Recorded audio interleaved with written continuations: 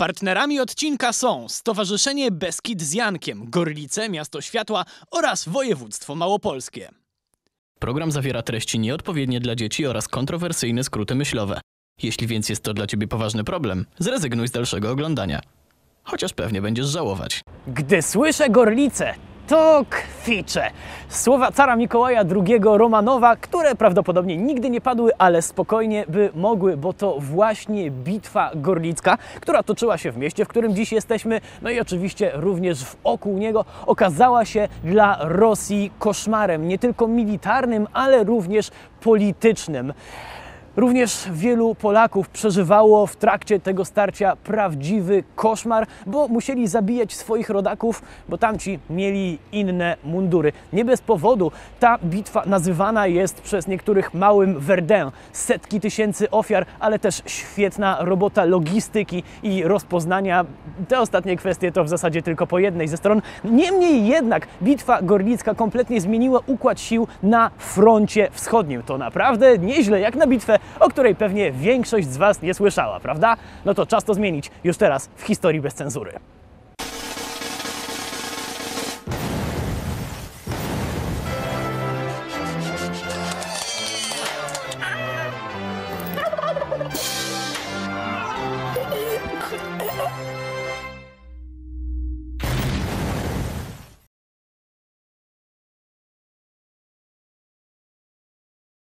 Nie bez powodu II wojna światowa jest u nas popularniejsza. Ja wiem, że to jest dosyć potężny ogólnik, ale była dla nas po prostu ważniejsza, choćby z uwagi na to, że w momencie wybuchu tego konfliktu nasz kraj po prostu istniał. Realnie braliśmy jako Polska udział w tej wojnie, co oczywiście nie oznacza, że I wojna światowa nie była konfliktem niesamowicie ważnym. Przy czym jak już się o niej u nas nawet opowiada, to zazwyczaj i tak w kontekście frontu zachodniego.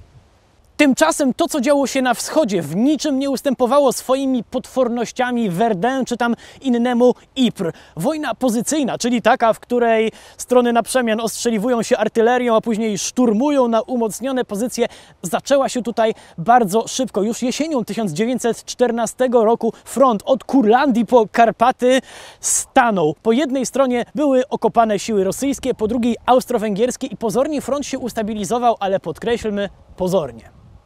Bo tak na serio to jedna i druga strona ledwo dawały radę utrzymywać pozycję. Zacznijmy od Rosji, która może i miała sztamę z Wielką Brytanią i Francją, ale odcięta przez Austro-Węgry i Niemcy, czyli państwa centralne, nie mogła liczyć na zbyt wielką pomoc, bo Turcja blokowała cieśninę Dardanelle, a port w Archangelsku zamarzał. Rosja musiała radzić sobie sama, a walka solo dla Rosji nigdy niczego dobrego nie oznacza. Może i ludzi mnóstwo, ale często fatalnie dowodzeni, amunicji na styk, a nawet gdyby tej amunicji było więcej, to i tak logistyka ledwo dawała radę. I tak wiemy, że w Rosji jest kwatermistrzostwo, a nie logistyka, ale może w takie szczegóły to się nie zapędzajmy, co? Podobnie ledwo dawała radę rosyjska gospodarka, która sama z siebie była w stanie porównywalnie wesołym, co żołnierskie stopy po roku w mokrym okopie, a poza tym przestawienie jej na tryb wojenny musiało odrobinę potrwać i w tym kontekście można by sobie pomyśleć, to w takim razie co to był za problem dla armii austro-węgierskiej, ale był to problem i to poważny, zwłaszcza na południu, które było kluczowe. A czemu? Bo stąd był już tylko rzut granatem na Węgry. Gdyby Rosjanie przełamali front i zajęli te kluczowe tereny, no to prawdopodobnie monarchia Habsburgów by się załamała. Państwo rozdupcyłoby się na pół, bo gdyby dać Węgrom możliwość wyboru, to pewnie zgodziliby się na pokój z Rosją. Tego kluczowego odcinka bronili już żołnierze absolutnie wykończeni i porównywalnie zmotywowani do walki, co ługański chłop z łapanki. Szczęście Austro-Węgier w nieszczęściu polegało na tym, że mieli silnego kolegę. To nie tak, że Niemcy już od pewnego czasu nie zdawali sobie sprawy z tego, jak poważna jest sytuacja. To też kiedy ich sztab generalny dostał od Austriaków błaganie o pomoc, no to nie zdziwiono się przesadnie mocno. Generał von Falkenhayn stwierdził, że sprawa jest zbyt poważna, żeby ograniczać się do kroplówkowego wspierania Austro-Węgier. Powiedział mniej więcej tak: dobra, wjeżdżamy tam na grubo i nie tylko zabezpieczamy sojusznika, ale również przełamujemy front i bierzemy co się da. To jest absolutnie możliwe, zwłaszcza jak zaatakujemy w okolicy Gorlic. Faktycznie, te okolice były szczególnie kuszące. Tutejsze wzgórza zapewniały ochronę skrzydłom, a logistyka była w stanie dostarczyć tutaj odpowiednio dużo ludzi i sprzętu, żeby skoncentrowanym atakiem zmieść przeciwnika. Jak bardzo skoncentrowanym? No właśnie, tu już przechodzimy do znakomitej roboty w wykonaniu logistyki i rozpoznania, bo zaatakować na pałę masą ludzi to każdy głupi potrafi, a tutaj zadziałano bardzo systemowo. W kwietniu 1915 roku przerzucono do Galicji z frontu zachodniego 4 niemieckie korpusy i od groma amunicji. Czym? Sterowcami. Żartowałem! Koleją! Do dziś to jest absolutna podstawa, jeżeli chodzi o przerzucanie wojsk. A gdyby cała armia austro-węgierska działała tak jak jej kolejnictwo, to nie trzeba by było wołać Niemców na pomoc. W rekordowym, absolutnie rekordowym tempie Austriacy w okolice natarcia przerzucili 780 pociągów z ludźmi i sprzętem, a wśród tego sprzętu była też nowoczesna, ciężka artyleria bijąca na głowę rosyjską, ale że artyleria sama nie strzela i sama też nie wygrywa wojen, to jeszcze obecni już na miejscu żołnierze przeszli jeszcze bonusowe szkolenie ze zdobywania umocnień. W tym czasie trwał zwiat. Żołnierze w cywilnych ciuchach rozpoznawali przyszłe pole bitwy, a samoloty i balony obserwacyjne wypatrywały rosyjskich umocnień. Przerzucanie żołnierzy na pozycje odbywało się głównie nocą, podobnie jak stawianie ostatnich magazynów, punktów medycznych czy pozycji artylerii, która miała odpowiadać za rozpoczęcie natarcia na wąskim odcinku. I miało to być uderzenie z dosłownie grubej rury. Bo ciężko inaczej określić moździerz 305 mm, prawda? Oczywiście były również i mniejsze kalibry i ogólnie sojusznicy zgromadzili na tym dosyć wąskim odcinku ponad 1000 dział, które miały swoim ogniem rozpocząć szturm. Ogień miał być gęsty i traumatyzujący jak żarciochy na mazurskiej nocy kabaretowej, a za nim mieli pójść żołnierze, których dowódcy mieli gonić jeszcze dalej. To też było kluczowe dla planu. Żołnierze, których na miejscu zgromadzono niecałe 240 000, mieli nie tylko zdobyć pierwszą linię umocnień, nie, mieli natychmiast później pójść w pościg, pójść dalej, żeby nie pozwolić się Rosjanom przegrupować kilkadziesiąt metrów dalej na kolejnej linii transzei. 1 maja wieczorem wszystko było już gotowe. Wszystko z wyjątkiem rosyjskiej armii, chciałoby się powiedzieć, ale żeby być fair, no to musimy wspomnieć o tym, że był tam jeden gość, który przeczuwał, że chyba coś się święci. Radko Dmitriew, dowódca tamtejszej III Armii, który musiał się czuć podobnie jak jakiś czas później radziecki wywiad próbujący przekonać Stalina, że niedługo zaatakują Niemcy, ale wąsacz miał to tam, gdzie demokracja nie dochodzi. Tak samo w tym przypadku sztab absolutnie zlewał jego meldunki, że w okolicy mają chyba miejsce jakieś niepokojące ruchy przeciwnika. Przełożeni uznali, że nie ma się czym przejmować, a nawet jeśli coś tam się święci, no to już towarzyszu Dmitriew, nie róbcie pod siebie. Macie tam ponad 60 000 chłopa, trochę ponad 150 dział, zasieki. Żeby w ogóle myśleć o przełamaniu, to przeciwnik musiałby chyba ogarnąć największą kanonadę, jaka do tej pory miała miejsce na tym froncie. 2 maja o 6 rano artyleria austriacko-niemiecka rozpoczęła, no nie zgadniecie, największą kanonadę, jaka miała miejsce do tej pory na tym froncie.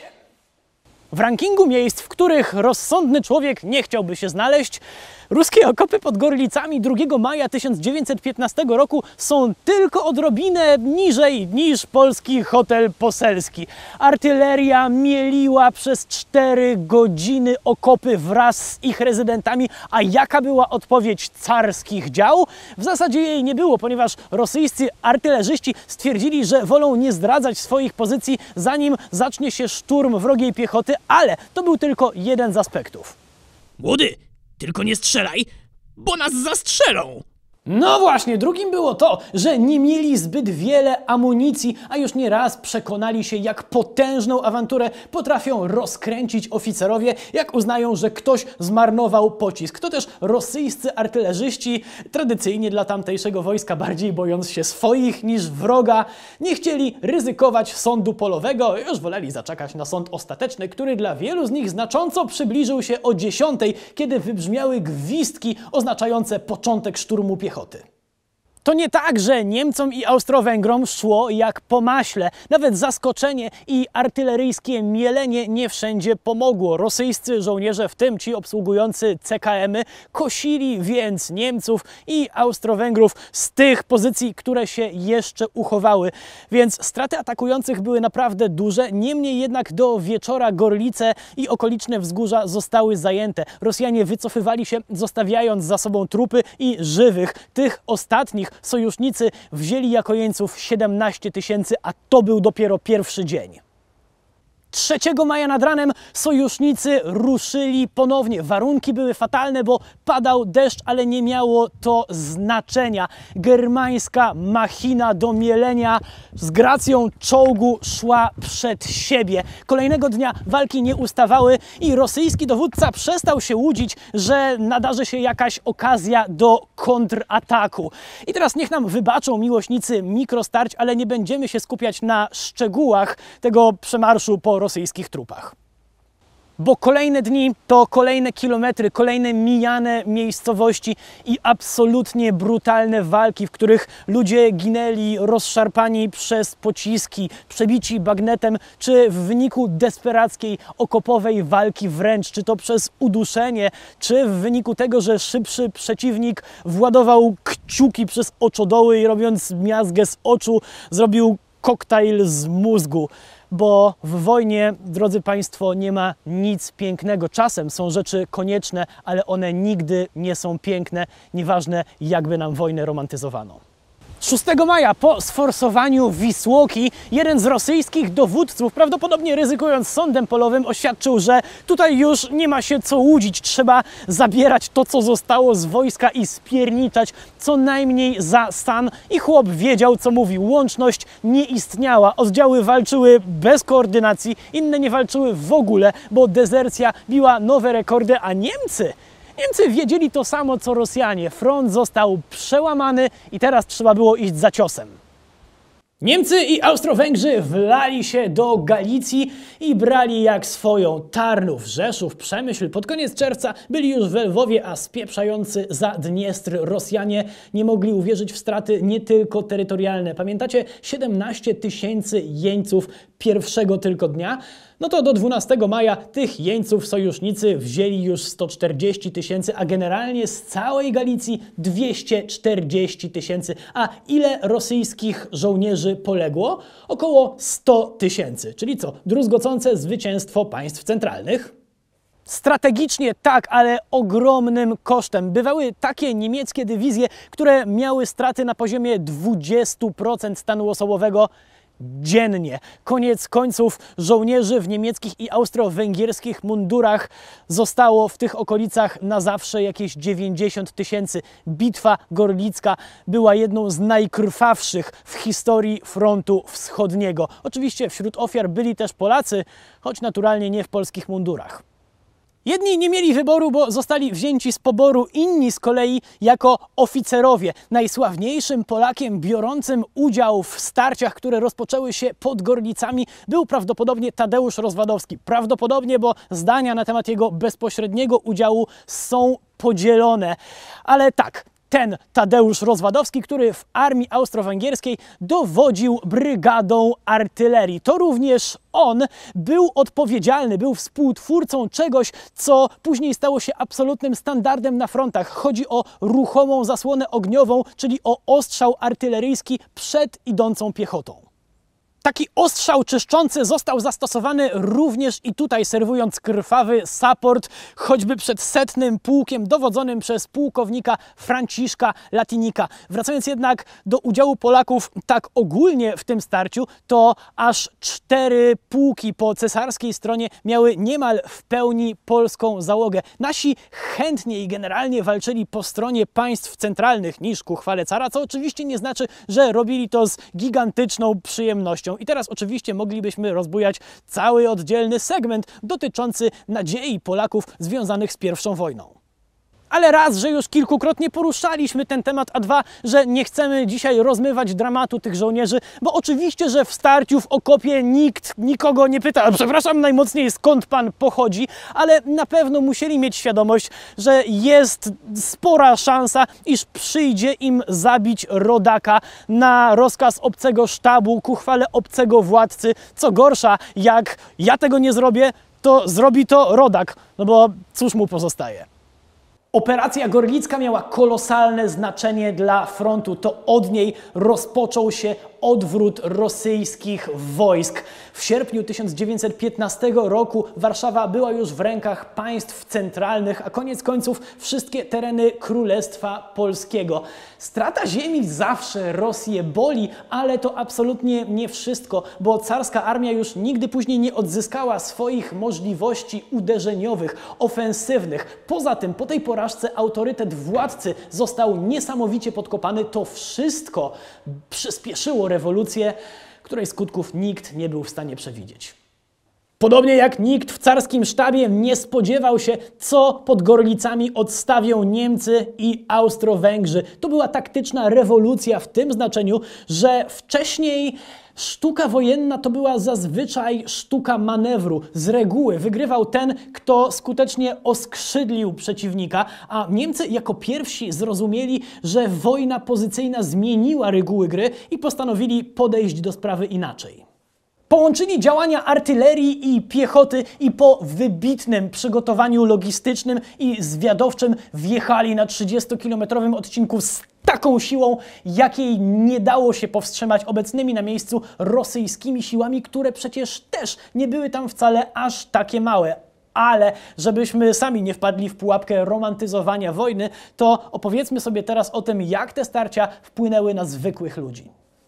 Gorlice, które przed wojną znakomicie radziły sobie dzięki przemysłowi naftowemu, zostały zniszczone w 90%. Domy, szkoły, kościoły, zakłady pracy, wszystko w ruinie, a ludzie ginęli od ostrzału artyleryjskiego. Czy umierali z braku wody, jedzenia, leków, czy w wyniku tego, że na głowę zawalił im się strop piwnicy, w której ukryli się razem z najbliższymi. Gdyby nie ksiądz Świejkowski, absolutny bohater miasta, to pewnie ofiar byłoby jeszcze więcej. Demon wojny przejechał się po Gorlicach bardzo brutalnie, ale miasto udało się odbudować w 75%, a potem wybuchła II wojna światowa, co spina nam ten odcinek godną Nobla klamrą. Bo tak jak wspomnieliśmy już na początku, II wojna światowa jest u nas z oczywistych względów dużo szerzej omawiana, ale to nie znaczy, że konflikt z lat 1914-1918 powinien być traktowany po macoszemu, bo to była oczywiście potwornie istotna wojna. Kluczowa nie tylko dla odrodzenia naszego kraju, ale też z perspektywy szeroko pojętej wojskowości, co niestety oznacza też straty liczone w milionach, o których na szczęście się pamięta choćby w doświadczonych bardzo mocno starciami Gorlicach. Po tych okolicach rozsiane są cmentarze wojenne, które współtworzą szlak frontu wschodniego I wojny światowej. Poza cmentarzami są też choćby forty wojskowe, na przykład te twierdzy Kraków, jednak nic nie ujmując tym zabudowaniom, naszym przynajmniej zdaniem to cmentarze robią największe wrażenie. Formy upamiętnienia poległych też są tutaj bardzo różne, od monumentalnych po przejmująco skromne, niemniej jednak to wszystko jest bardzo spójne i zmuszające do refleksji. Jakie to refleksje? Nie będziemy Wam mówić, co macie czuć, stojąc w miejscu pochówku tych wszystkich ludzi, którzy z różnych powodów w różnych mundurach trafili na wojnę i już na niej na zawsze zostali. Natomiast powiemy Wam, że to jest zdecydowanie inny rodzaj turystyki, zostawiający w człowieku nieporównywalnie więcej przemyśleń niż all inclusive w Hurgadzie. Zapraszamy Was więc do Gorlic na chwilę refleksji, ale również przy okazji na zapoznanie się z lokalną historią przemysłu naftowego, o czym już kiedyś Wam wspominaliśmy. Zdecydowanie warto. Widzimy się niedługo. Partnerami odcinka były Stowarzyszenie Beskid z Jankiem, Gorlice, Miasto Światła oraz Województwo Małopolskie.